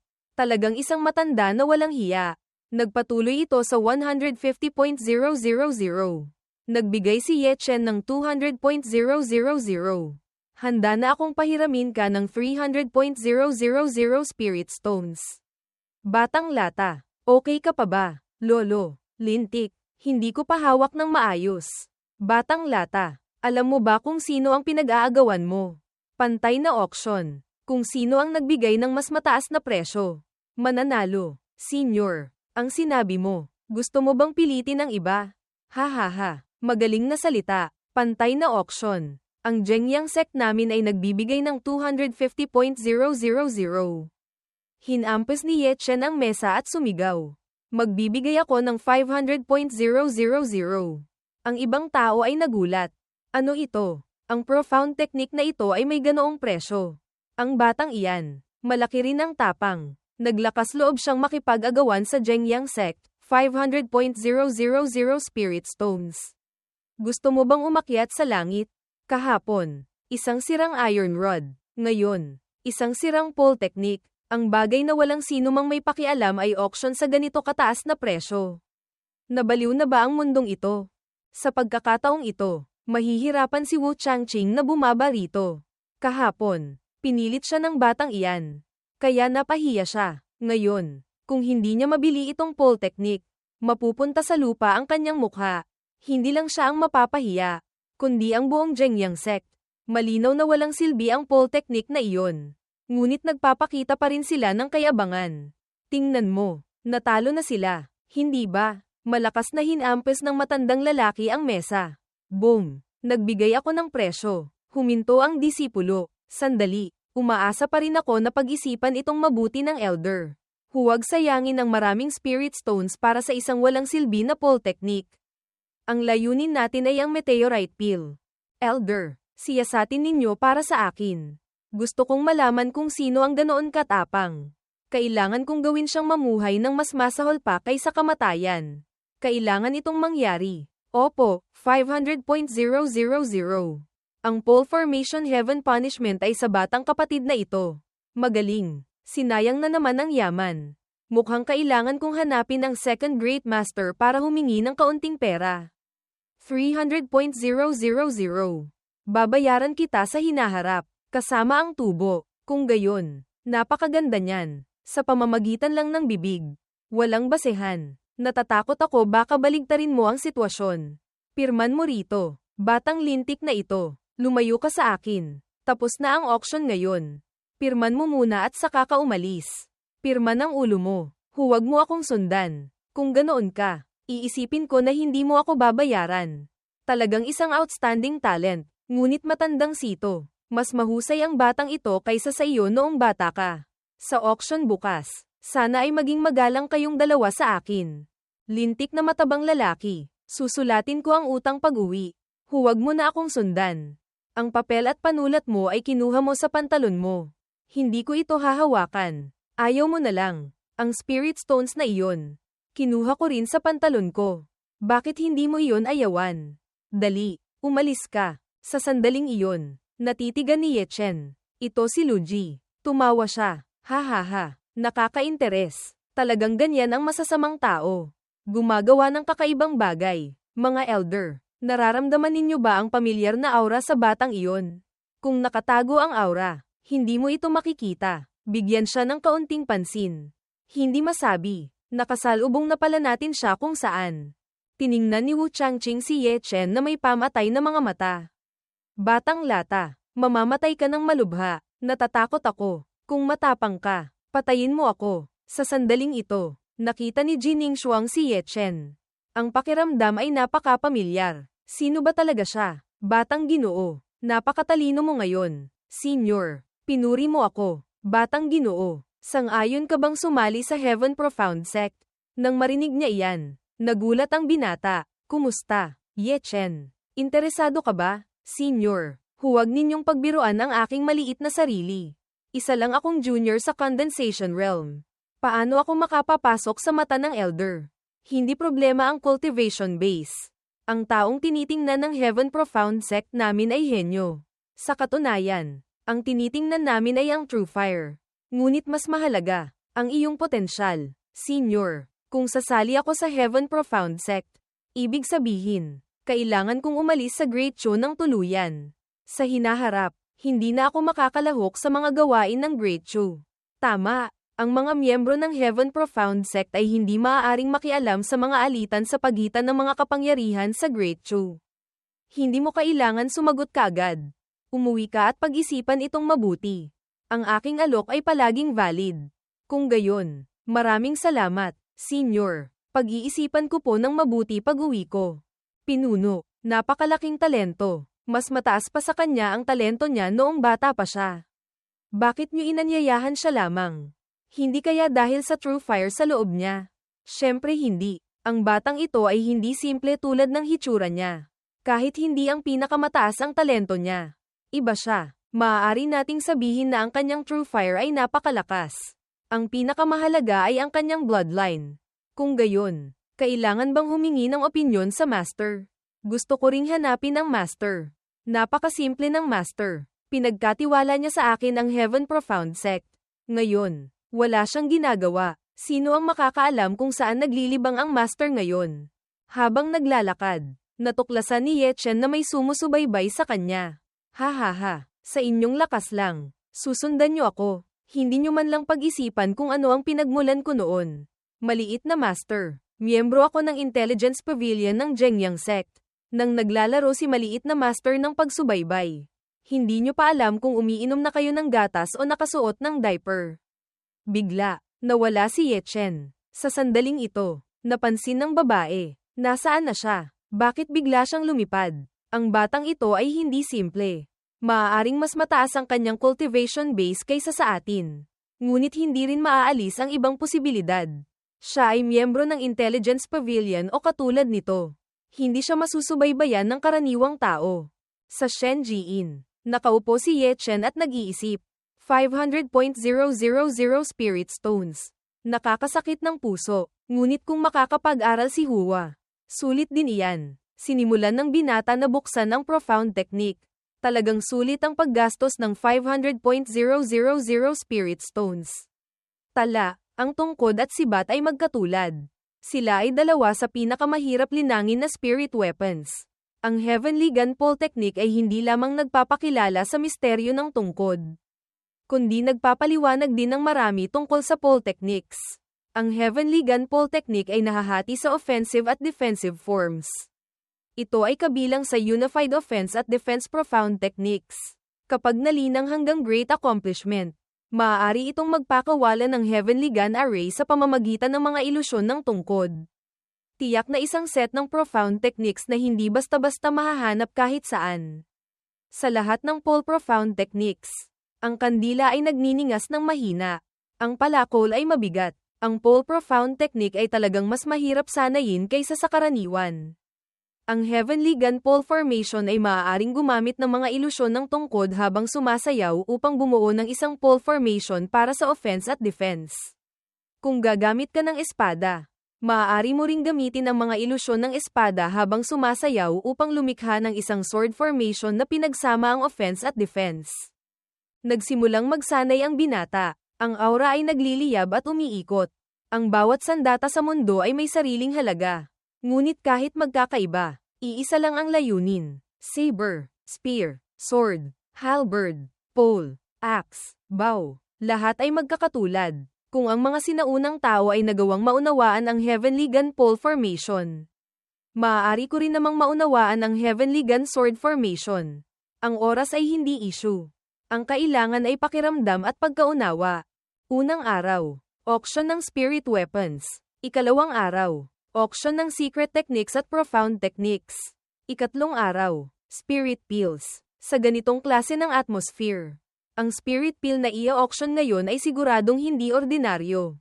Oo naman, ang Spirit Pill na i-auction sa huling bahagi ng araw ay maaaring magpabago ng buong sitwasyon ng Great Chu sa hinaharap. Ganoon kalupit. Alam mo ba ang Heaven Realm? Hindi sobra. 6 na realms ang cultivator. Ang Heaven Realm ang pinakamataas na cultivation base. Ang isang Heaven Realm ay maaaring magprotekta sa isang sekta mula sa pagbagsak ng 1,000 taon. Kung gayon, tama iyan. Kung gayon, alam mo ba kung anong Spirit Pill ang i-auction sa huli? Ano? Heaven Profound Pill. Malalaking kapangyarihan sa Great Chu. Maraming tao sa Emptiness, Sky Realm. Hindi rin kakaunti ang mga peak Emptiness, Sky Realm. Mayroon din dito ang mga cultivator na handa na sa Heaven Realm. Heaven Profound Pill. Kung iinumin ng taong malapit na sa Heaven Realm, malaki ang posibilidad na makakatulong ito sa kanilang makapasok sa Heaven Realm. Tingnan mo, ang auction ngayon ay tiyak na mas exciting kaysa sa karaniwan. Ang mga ninuno ng malalaking kapangyarihan, kabilang ang ninuno ng Xiong family namin, hindi na magtatagal. Gusto rin nilang gamitin itong Heaven Profound Pill para makapasok sa Heaven Realm sa isang hakbang. Dapat mong malaman na ang taong nasa Emptiness, Sky Realm ay makakabuhay ng hanggang 500 taon. Samantalang ang taong nasa Heaven Realm ay makakabuhay ng hanggang 1.000 taon. Ang mga taong malapit nang maubos ang buhay ay nababaliw. Hindi kakaiba iyan. Batang lata, nakita mo ba? Sa auction ngayon, walang sino man sa mga mararangal na silid na iyon. Nagbago na ang kanilang mga mukha at nakasama sa mga tao sa unang palapag ng Hidden Dragon Hall. Bakit ginagawa nila iyan? Dahil napakalaki ng kapangyarihan ng Heaven Profound Pill. Sino ang maglalakas loob na ipaalam sa iba na nag-auction ka na? Siguradong sasabihin ko na kung ipapaalam mo sa lahat ngayon na ang nag-auction ng Heaven Profound Pill ay mga tao ng Blood Hall. Kung gayon, pagkatapos ng auction, tiyak na maraming kapangyarihan ang hahabol sa mga tao ng Blood Hall. Kahit hindi nila sila mapatay, mabilis na magkakaisa ang malalaking kapangyarihan sa Great Chu at dadalhin ang kanilang hukbo sa hilaga upang salakayin ang Blood Hall. Siyempre, kung ang mga tao ng 3 sekta o malalaking pamilya ang makakuha ng Heaven Profound Pill, pareho rin ang mangyayari. Parang one-way street lang iyan. Kung gayon, ang auction ngayon, sa labas ng Underworld Black Market, tiyak na magkakaroon ng ulan ng dugo. Sa teorya, ganoon nga. Kaya naman, bago pumunta sa auction, lahat ng tao mula sa malalaking kapangyarihan ay gagawin ang lahat para itago ang kanilang mukha at aura para walang sino man ang makakakilala sa kanila. Kung gayon, hindi ba napakalinaw na gusto ng Heaven Profound Sect na maglaban ang malalaking kapangyarihan sa Great Chu sa pamamagitan ng pag-auction ng Heaven Profound Pill? Sa tingin ko, ang Heaven Profound Sect na ito ay medyo mapanlinlang kumpara sa kanilang hitsura. Hayaan na lang, ang pag-auction ng Heaven Profound Pill ay maganda na. Kung makakabili ka o hindi ay nakasalalay sa iyong kakayahan. Kung ligtas mong may uuwi, kailangan mo ring tingnan kung paano ka. Hindi ka rin pinipilit ng iba na bumili. Tama ako, sa ganitong klase ng atmosphere. Malamang, matagal nang nakatago ang mga eksperto ng iba't ibang kapangyarihan sa labas ng Underworld Black Market. Ang mga eksperto na dumating muna para sumuporta ay tiyak na hindi kakaunti. Mukhang hindi ka rin tanga. Batang lata, naiintindihan ni Xiong ang panganib. Kapag tapos na ang pagpusta, maglalabanan ang mga eksperto ng malalaking kapangyarihan. Ang maliliit na isda na tulad natin ay madadamay. Nandito ka pa rin nag-uusap. Dali, takbo. Gusto mo bang mamatay? 3 kayo. Bitawan mo ako. Dali na. Hinahabol na ng mga tao ang Heaven Profound Pill. Sino ang magbibigay pansin sa atin? Nagsimula na ang auction. Bone Refining Pill. Malamang. Hindi na kailangan ng introduksyon tungkol sa epekto nito. Panimulang presyo ay 50.000. Bawat dagdag ay hindi bababa sa 1.000 Spirit Stones. Magsimula na tayo ngayon. Magbibigay ako ng 60.000. Magbibigay ako ng 80.000, 100.000. Magbibigay ako ng 150.000. May iba pa bang magbibigay ng presyo? 150.000. Ang Bone Refining Pill ay sa kapatid na ito. Purifying Pill. Panimulang presyo ay 50.000. Magsimula na ang auction. Nagbigay si Xiong ng 60.000. Nanaginip ka pa. Hindi mo pa nakikita si Chairman Mao. Ha, sweetheart. Nag-auction ako para sa asawa ko. Lintik, may asawa ka rin. Anong pamilya ang ganoon kamalas? Saan nanggaling ang dami ng tanong na iyan? Lolo, minamaliit mo ba ako? 100.000. Bakit? Nagbigay ng presyo ang kabilang panig na 100.000. Nagbigay si Xiong ng 110.000. Isang tao ang nagbigay ng 150.000. Masyado ka ng mayaman. Hindi na kailangan ng maliit na master. Okay lang kung hindi. Hayaan mo na lang akong bahala sa purifying pill ng asawa mo. Okay lang ba, Lolo? Huwag kang mag-alala. Ang paggamit ng True Fire para linisin ang meridian at buto ay mas maganda kaysa sa paggamit ng purifying pill. Hindi ba ganoon? Talagang mabuting kapatid. At sa wakas, narito na ang Heaven Profound Pill. Ang Heaven Profound Pill ay maaaring makatulong sa taong malapit na sa Heaven Realm na mag-breakthrough patungo sa Heaven Realm. Siyempre, maaari lamang iyan, kung makakapag-breakthrough sila sa Heaven Realm o hindi. Depende pa rin sa kanilang kapalaran. Sa wakas, dumating na ang sandaling ito. Ang Heaven Profound Pill. Panimulang presyo ay 500.000. Bawat dagdag ay hindi bababa sa 10.000 Spirit Stones. Magsimula na ang auction. 500.000 Spirit Stones. Nang marinig ito ng mga batang tanga, nagulat sila. May nagbigay ng 550.000. May nagbigay ng 600.000. Susunod, 800.000, 800.000 at gusto mo nang makuha ang Heaven Profound Pill. Huwag mo akong biruhin. Nagbigay ako ng 1.000.000, 1.100.000, 1.300.000. Ang bilang ay umabot na sa 2.000.000, 2.000.000 Spirit Stones. Sapat na para ilibing ang isang maliit na bundok. Hindi pa umabot sa 8.000.000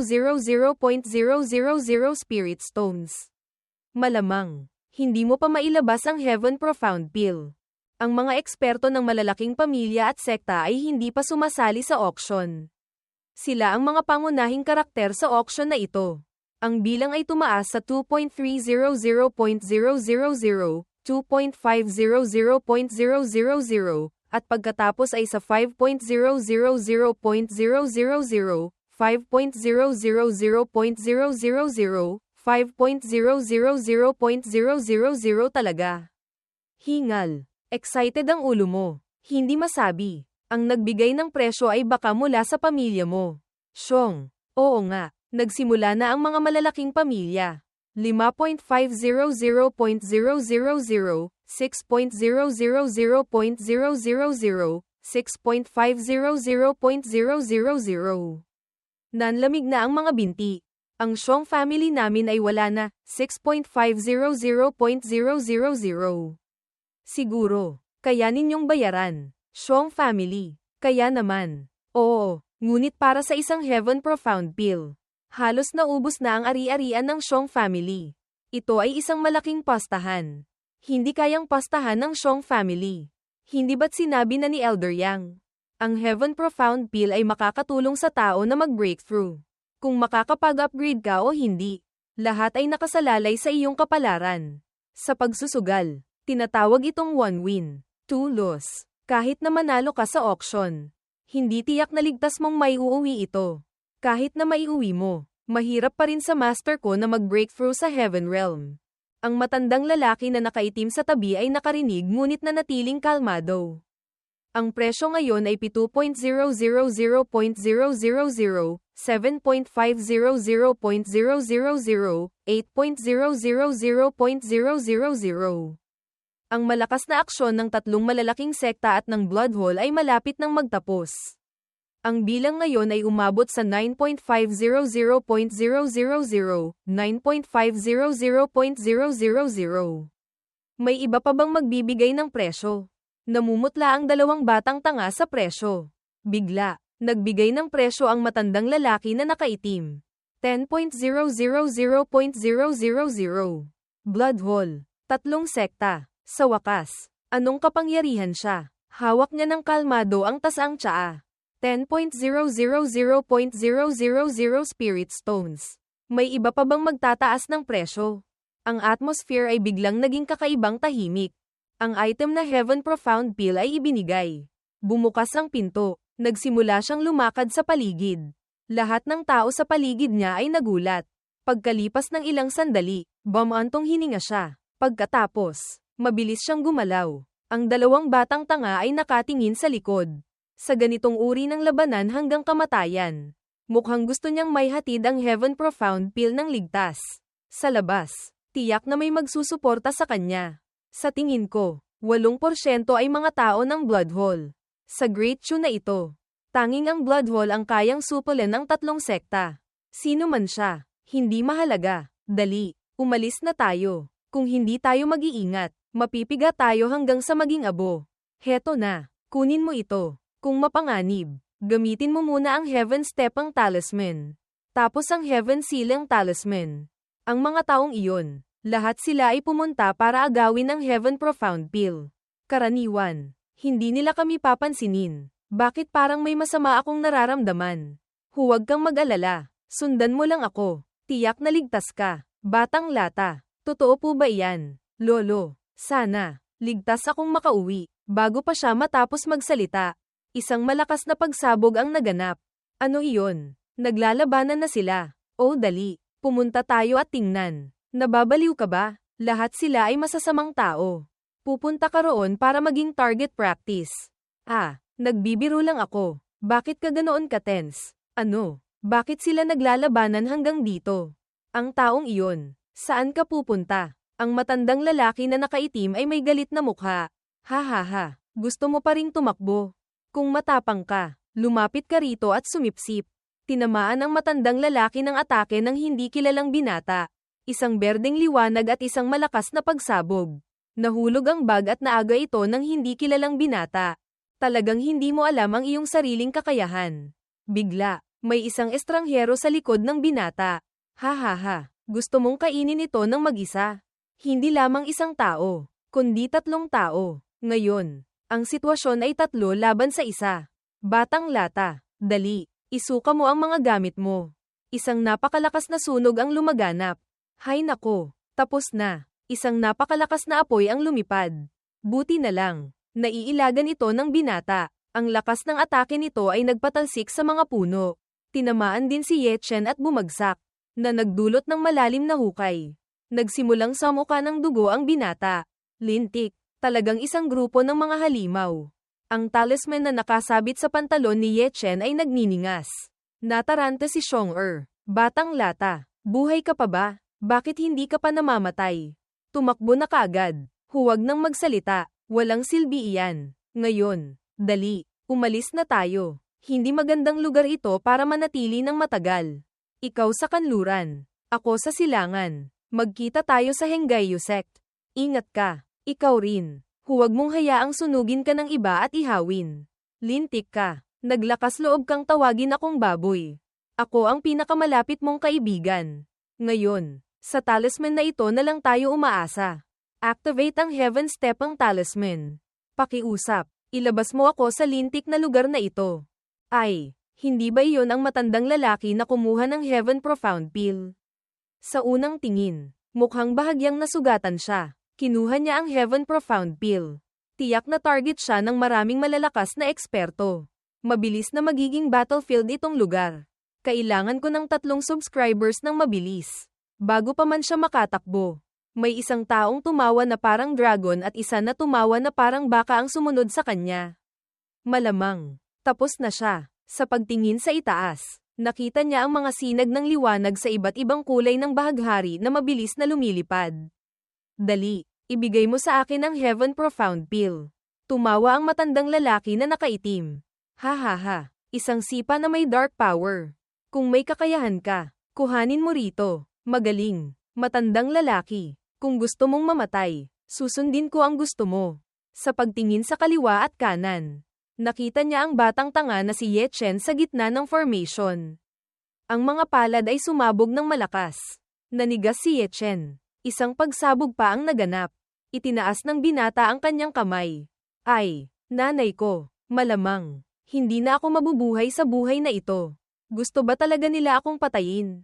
Ang matandang lalaki na nakaitim ay lumalaban sa maraming pinagmumulan ng lakas mula sa mga hindi kilalang tao. Sa wakas, hindi na siya makatiis at isa pa ang malaking pagsabog. Ang matandang lalaki ay pawisan at hingal. Kung sa isang labanan lang. Ano ang kinakatakutan ko sa inyo? Kayo, mga tuta, huwag ninyong isipin na makakakuha kayo ng gamit ko. Babalik ako para harapin kayo mamaya. Gusto mong umalis? Hindi ganoon kadali. Patuloy na lumaban ang matandang lalaki. Sa wakas, nataman siya ng isang atake. Malapit na siyang bumagsak nang bigla siyang nataman ng isa pa, na nagpapatalsik ng dugo sa buong katawan niya. At pagkatapos, dahan-dahan siyang bumagsak. Ang bag na naglalaman ng Heaven Profound Pill ay nahulog din. Heaven Profound Pill. Nakuha ko na. Bago pa man niya mainaitan ng kamay. Malubha siyang nasugatan ng isang atake. Nababaliw na sila. Nababaliw na silang lahat. Ang mga hindi kilalang tao ay naglalabanan para sa Heaven Profound Pill at nagkakagulo. Lahat sila ay nagkaroon ng napakalaking casualty. Ang kanilang mga kaluluwa ay nagkalat na. Bigla ay may lumitaw at nagniningas na espada. Mabilis na nagtago ang binata sa likod ng bato. Sa ibabaw ng espada, may isang napaka-misteryosong simbolo. Ang kalidad nito ay hindi mababa. Talagang nakakagulat. Nako, nakakagulat talaga. Ito ay Heaven Profound Pill. Kalahating Heaven Profound Pill. Hinati ng matandang lalaki na nakaitim ang Heaven Profound Pill sa dalawa. Ang kalahating bahagi ay inilagay sa Spirit Orb at nilagay sa malaking saber. Ang natitirang kalahati, malamang, ay dinala na ng kanyang mga kasama. Nandito ang kalahating Heaven Profound Pill. Kung gayon, may kalahating Heaven Profound Pill pa sa kahon na kanidnap nila. Samantalahin natin na walang tao dito. Dali, umalis na tayo. Sa wakas, nakuha ko na ang Heaven Profound Pill. Nagsimulang magtaka ang binata. Isang malaking pagsabog na naman. Ang mga taong malapit doon ay nasugatan. Lintik, bakit naman ang kahon ay Thunderclap 9 Heaven's Talisman? Hindi naman pala Heaven Profound Pill ang nasa kahon. Naglalaro lang sila sa atin. Ang tunay na Heaven Profound Pill. Malamang, matagal nang dinala. Naglaban ako buong gabi. At sa huli, wala akong nakuha. Nakakainis talaga hanggang sa kamatayan. Sa pagkakataong ito, maganda na. Sino ang may hawak ng Heaven Profound Pill ngayon? Walang sino man ang nakakaalam. Ngayon, ang paghanap ay parang paghanap ng karayom sa haystack. Talagang mahiwaga. Canada. Sa blood hole sa sandaling ito. Ano pa? Kalahating Heaven Profound Pill. Hindi alam kung nasaan. Ayon sa Intel, ang Third Elder ay hinarang ng mga taong iyon sa spiritual form mountain range at nawasak ang kanyang katawan. At ang kalahating Heaven Profound Pill na kasama niya. Hindi na rin alam kung saan napunta. Lintik, dali, siyasatin ninyo para sa akin. Kahit baligtarin ninyo ang buong Great Show. Kailangan ninyong mahanap ang natitirang kalahati. Pababayaan ko silang malaman ng kahihinatnan ng paggulo sa blood hole. Ang langit sa sandaling ito ay madilim. Kasama ang bilog na buwan. Talagang swerte ako. Ha ha ha. Heaven Profound Pill. Ito ay isang basura. Isang basura. Sa auction. Pinaglabanan ito ng malalaking kapangyarihan hanggang sa magkabasag-basag ang kanilang mga ulo dahil dito. Nagbigay pa sila ng langit na presyo. Umabot sa 10.000.000. Pagkatapos ng auction, naglaban-laban ang mga eksperto sa lahat ng dako. Kaya, hindi kakaunti ang namatay dahil dito. Hahaha, may hawak ako ngayon ng kalahating Heaven Profound Pill. Umihip ang hangin. May nangyari. May isang babae na naglalakad-lakad. Mukhang nasugatan. Bakit siya nandito? Ito ba ay tadhana? Hahaha. Munting kapatid na Ningzo. Bakit ka ganyan? Huwag ka nang lumaban. Hahaha. Hindi ka makakatakas sa aking mga kamay. Kapatid. Mga dating kaaway at dating kasintahan. Nagkita ng sabay-sabay. Talagang gusto ako inisin ng langit. Nagpatuloy si Luigi sa pagtawa. Hahaha. Maliit na taong kasuklam-suklam. Kung hindi mo ako inambos. Sa tingin mo ba mayroon kang ilang porsyento na manalo laban sa akin? Hahaha. Mas mahal ko pa ang kapatid ko kaysa sa aking sarili. Bakit mo sasabihing inambos ko siya? Lintik na dumi. Malaswa. Hinugot ni Ningzo ang kanyang espada at sumugod para umatake kay Luigi. Tumahimik ka. Hahaha. Hindi mo alam ang iyong sariling kakayahan. At sa ganoon, nagsimula silang makipaglaban. Nahulog ang espada sa kamay ni Ningzo. Tumalsik siya. Munting kapatid na Ningzo. Kung hihilingin mo lang, pag-iisipan ko na huminto. Ang sitwasyon sa sandaling ito ay napaka-kritikal. Nagtuon si Ningzo at nagsimulang ituro ang kanyang noo. Ito ang forbidden technique. Ito ay kailangang gamitin gamit ang buhay. Sa paligid ni Ningzo, ang aura ay misteryoso. Nagsimula siyang gamitin ang kanyang ultimate technique. Snow Blossom Ice Lotus. Isang asul na bulaklak ang napaka-engkantado. Naglabas ng libu-libong araw ng yelo patungo kay Luigi. Hahaha. Akala mo ba kaya mo akong talunin sa paggamit ng secret technique? Nagsimulang lumaban si Luigi. Ang purple na hangin ay malakas na umagos. Talagang ang mga mabubuting tao ay namamatay ng maaga. Ang mga sakuna ay nananatili ng 1,000 taon. 2 buwan na hindi nagkita.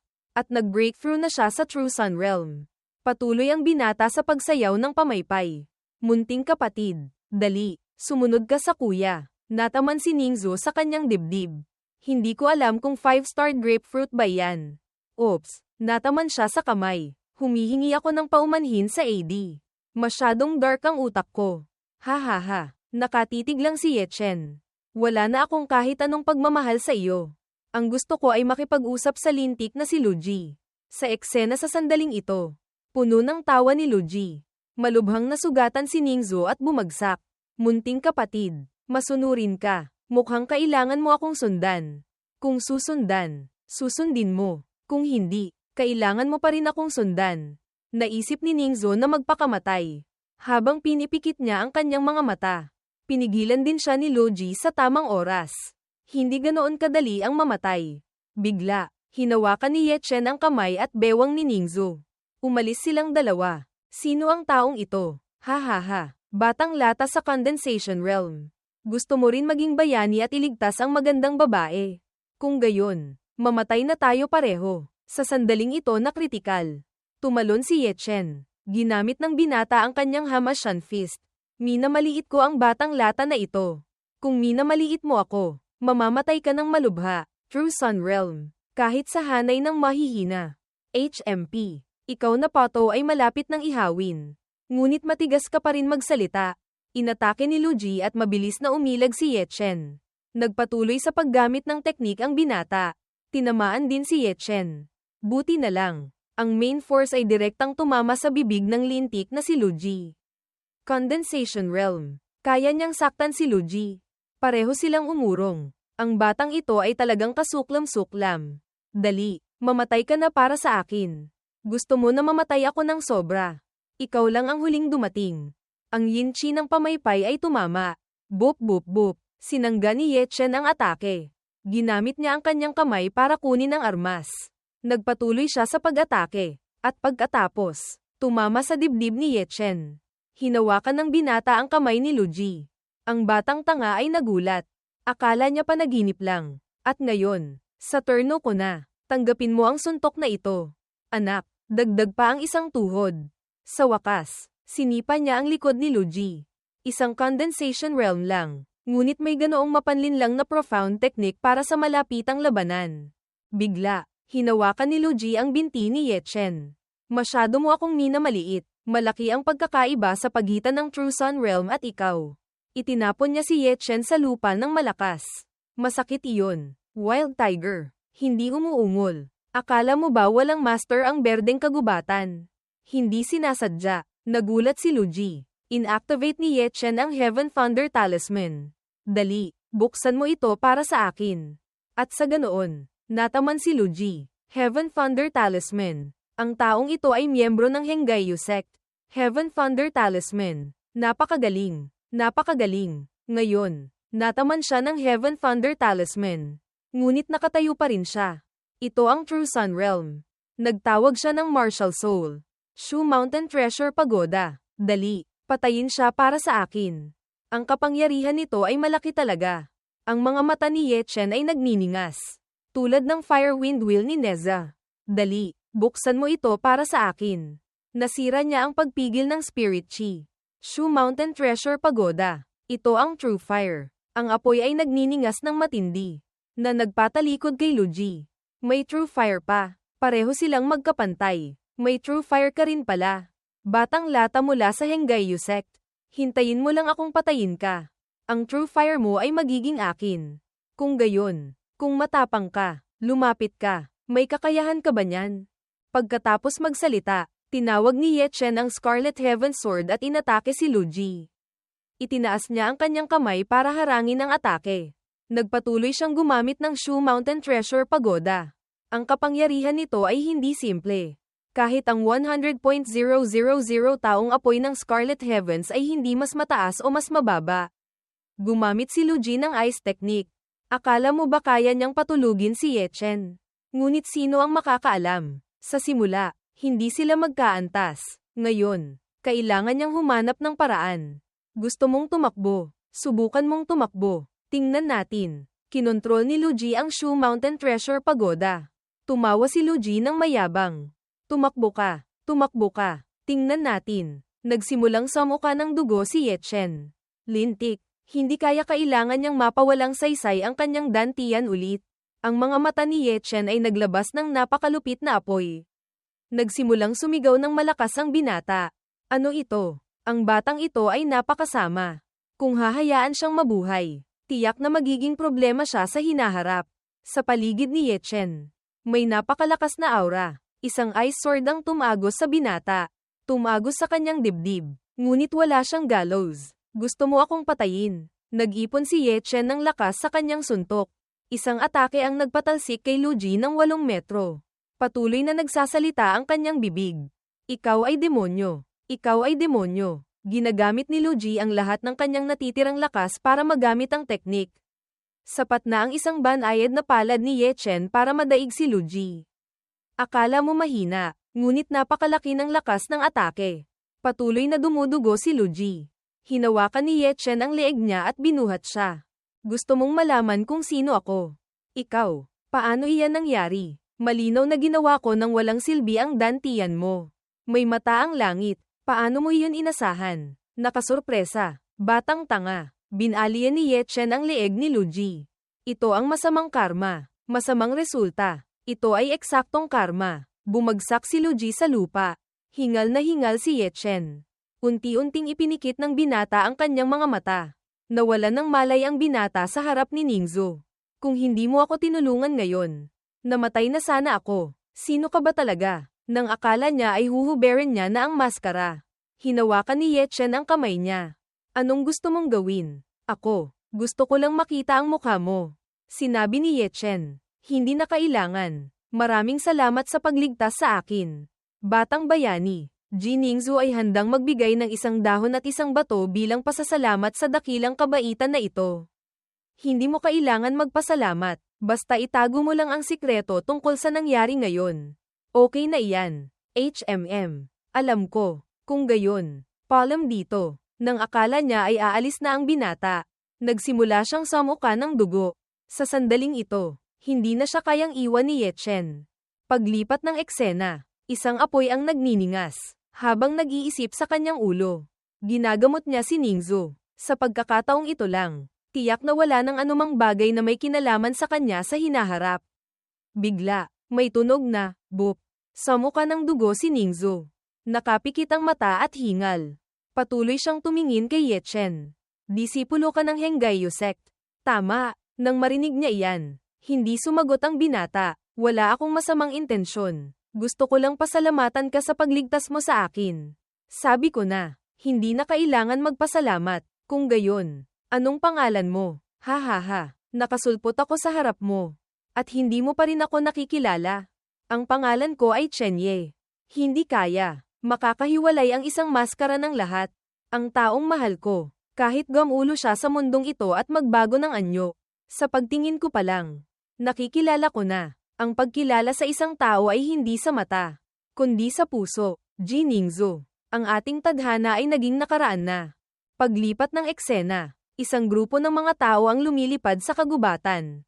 Iyan si Wu Changqing. Ang matandang mandar ambong na ito. Personal niyang hinahanap ang tao. Mukhang gustong mag-concentrate ng Zhengyang sect sa paglinang kay Jiningzu.